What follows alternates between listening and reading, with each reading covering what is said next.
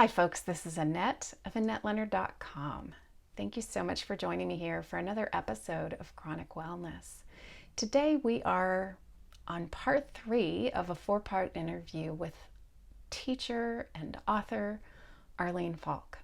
She is someone who was in a very fast-paced, high-powered, difficult world of work. She was one of United Airlines' very first female VPs, and she was also struggling to get diagnosed at a time before MRI machines, and it made it particularly difficult to get a diagnosis of multiple sclerosis prior to the invention of that technology. And she's going to walk us back today into a time in her life where she's learning about her diagnosis and explaining what was happening when she was having to decide whether or not to leave work, whether or not to disclose her diagnosis. So without further ado, let's just jump right back in to our conversations with Arlene Faulk. I wonder, for those who either weren't alive in the late 80s, early 90s, or don't remember them, what you'd care to say about what it was like in the workplace prior to the passage of the Americans with Disabilities Act, prior to insurance portability, when we didn't have insurance for pre-existing conditions, when we didn't have protections when you disclosed a medical condition, to have that medical condition being considered much less accommodated in the workplace. What was that like? I'm glad you asked that question for those who weren't there to know what that was like. It was, each individual had to take it upon themselves to try to do the best that they could. There was no safety net. There was no insurance. I'll tell you my experience as an example. And this was later on in my career, but it came into play throughout. And I had good insurance through my employer. When I realized that I was getting symptoms that were worse and worse, and I had these thoughts that maybe I wasn't going to be able to stay in my job. I didn't know, but I had to think about alternatives. So the first thing I went to, of course, when you are dependent on insurance or have bills or know you're going to, is to look at what the possibilities were. So I contacted an insurance company, and they said that it would be hard. I didn't have a diagnosis. See, that was part of my issue. And some of your younger listeners might find this unusual, but it took 21 years to diagnose my MS. And the reason was, this will give a little perspective back into the 80s and late 70s, MRIs were not common. They weren't around.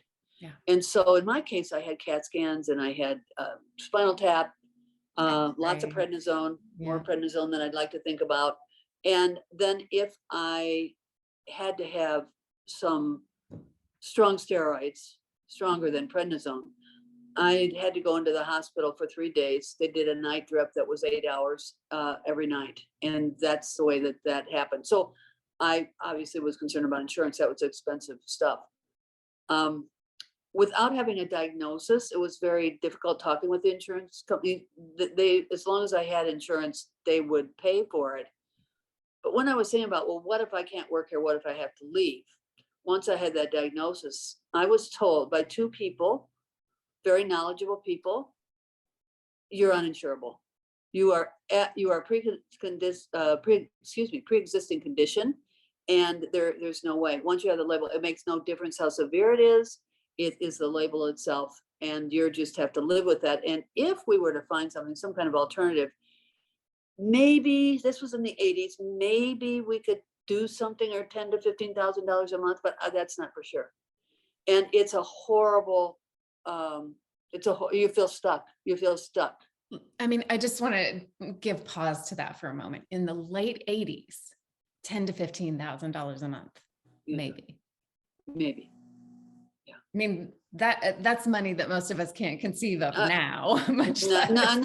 I know. I mean, it's undoable. You hear about that sometimes with medications now Yeah. that are way up in the range, but there was no that to hear that pre-existing condition meant you are cut off at the knees, and if you have your job, you can't. And I knew a lot of people who couldn't leave their job because of the insurance they stayed on. It was life. It was continuing life, or being able to get treatment, or know that you could get tests and treatment if you needed it.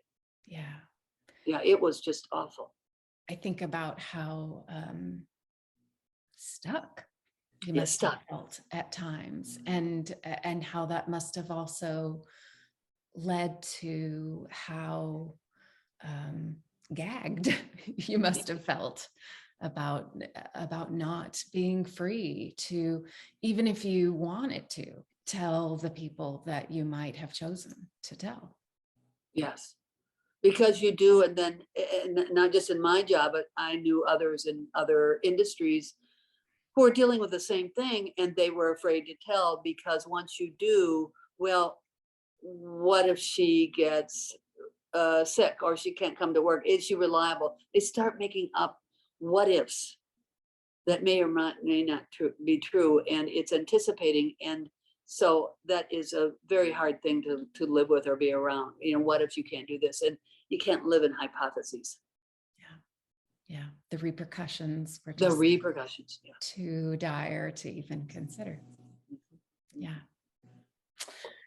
And so, as you've referenced, at 8 years in, you didn't have a diagnosis. You were told with 99% certainty, this is likely MS, and still you didn't read your family in, your parents in on the diagnosis. And a few months later, your folks visit New York, and you've just had another series of high-dose prednisone, and you're bloated and experiencing some of the other awful symptoms. And you say, I hope my mom and dad don't suspect anything. I think about saying something, but my desire to have a fun, relaxed time overshadows everything. And I stay silent.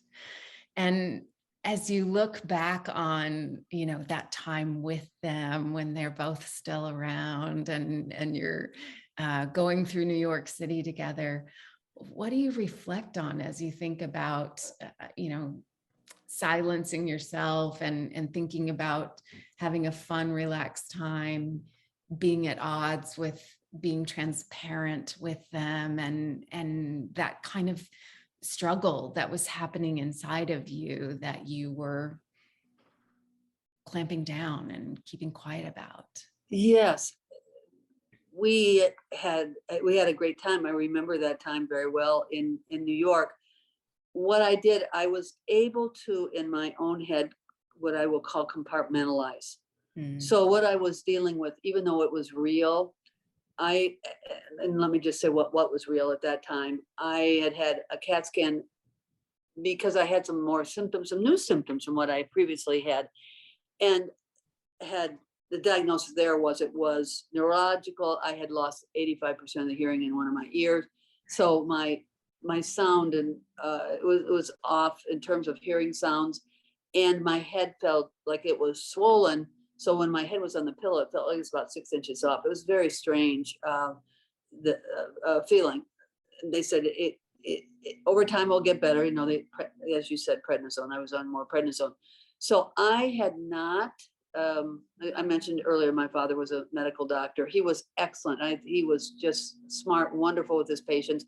Not as good with his family at home. I had a brother and sister, and then my mother, and he would worry a lot. It was that really concerned. He wanted to be able to fix it and help. And after I went through the initial losing the feeling from my waist down and had some initial tests, and my father was there, I could see all the worry. And so that was, I think, what I took on even years later. I don't want them to worry. That's my theme. And that would make it hard on my mom, because Dad would get nervous, and he'd be hard to live with. So I thought, well, I don't want her to have to go through that. Isn't it? It's funny how we think that we can influence others' lives and parents, what the decisions that we make. So that's one of the reasons I didn't tell them. And then what happens after a while, go for a while. Once it's been year and then years and then more years, it gets harder and harder to say something. Oh, you know what happened 15 years ago? Right. And I've been living with that because I ended up telling my mom, and it was really hard. We had a close relationship, not because of telling her. It was that I kept it away for so long, and I knew she would be very, very receptive. So that was, I'm going to say I'm compartmentalized. It was a fun time in Central Park. And so I didn't think about it a lot when I was there because I just put it aside. That I'll deal with that later. I expect so many people can relate to this. Yeah. And that's part of the reason that I keep circling back to it, is that I think that so many of us with these conditions believe that we are protecting our loved ones by not bringing them into the closest circles of our heart, when in fact that may not be the case. Right, exactly. Yeah. Exactly. After so many years of pushing your body to extremes, and your inflammation has worsened, and Dr. D starts you on a new course of meds, Symmetril and Cyclert, I'm not sure I'm saying those right. You're hitting new walls within yourself, and you state, my body is telling me this chapter of my life is closed. I cannot go back. I have to find a new direction. It's one thing to know that, and it's another thing to accept it, you say. Boy, isn't that the truth? I think so many of us with acute and chronic illnesses can relate to that, have reached that threshold. What advice would you give to someone who's listening and maybe at that point right now, may be aware that I know that, but I haven't yet accepted it? It's such a good question, because that is so difficult. So many of us go through that, knowing it, it in your heart, but how do I accept it? I think that having a confidant and somebody you can talk to about that is really helpful. Whether it's a friend, it doesn't make any difference who. It could be a teacher, it might be a relative, it might not be. Somebody that you really trust, with that gap of I know it, but I can't accept it, to just talk about it, say it out loud. I didn't do that. I think that would have been helpful in terms of I'm having so much trouble admitting that. And it's okay. It's not a sign of weakness. So sometimes we have to rely on ourselves for that internal reinforcement. We don't have the luxury of having others who are going to give that to us, or have loved ones who will. So that's what our lot is, and where we are in life, and that's okay. So we have to go from where we are. I think also, if an individual has a favorite author or somebody who's been through this kind of situation, sometimes it could be a different part of life. It doesn't necessarily have to be physical, but there can be emotional pain, and they've gotten to the point of trying to either overcome it, trying to work through it, and saying, you know what, I've got to accept it, that somebody else has gone through it. Sometimes that's helpful to know somebody else has. That's one of the reasons I wrote the book, is that I hope that my experience will give some comfort and some direction, and to others who are going through some of this, whether the outcome or where they are is where I am or not. That doesn't make any difference. My experience is, you can't think it through. You can't say, okay, I've got to accept it now, and it happens. Got to do something outside of yourself, either with another person, reading what somebody else has done, some way to take that step. And it's not just one step. It is I think it's a series of steps in terms of accepting, and to know it's not weakness to accept whatever that is. That's a huge thing, I think, and one of the reasons that we say, I know it, but I can't accept it. Or failure, sometimes it's failure. I think that was part of the case of mine, is saying, I know it, and in retrospect, people say, I knew it all along. I knew I should have done that. Why didn't you? Well, take some kind of step is what I would say with another individual. With it might be reading, it might be a podcast, it might be listening. I mean, thank you for what you do. You're talking with people who are dealing with these issues, and if people are listening in and say, "Oh, I heard one thing that makes sense to me," you're doing a real service by having such a podcast to help people. Thank you. So for our listeners, you talk about having made the break with work, which many of us can relate to, and what a difficult reckoning process that is, and that you apply for SSI and you talk frankly about your emotional struggles leaving that world of work and the unpredictability of your disease. And you say not knowing how bad the fatigue, foggy mind, and exacerbations will be hampers my planning of any kind. I feel lonely some days, undesirable, unattractive, and most of all, undependable. I can't promise anything, as I don't know if I'll follow through. I'm frustrated with a life that has no purpose. Sadness fills my being. Thank you for your honesty. One of the first times I said that so out loud in the book. It's a big change in my life to be able to say that. Thank you.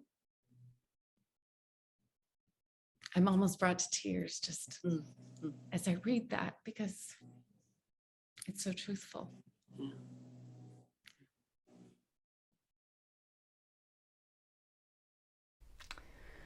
Wow.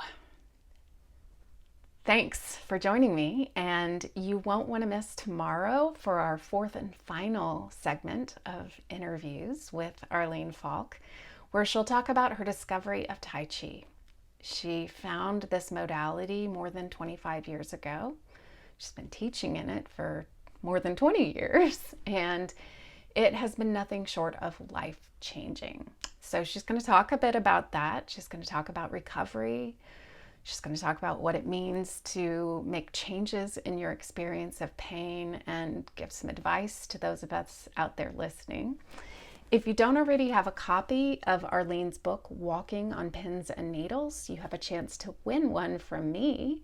So you can get details on how you can enter to win at the very bottom of these show notes. Or if that's too tedious, you can just surf right on over to my Instagram and look for the picture of Arlene's book cover, Walking on Pins and Needles, and I detail there how you can enter or make multiple entries to win. I have postponed the entry deadline because I was tardy getting these episodes edited. So please, please, please enter for your chance to win and tell others about the contest and if they would be interested. So tune in tomorrow for the fourth and final segment. Thanks so much for being here, and until we're together again, be well.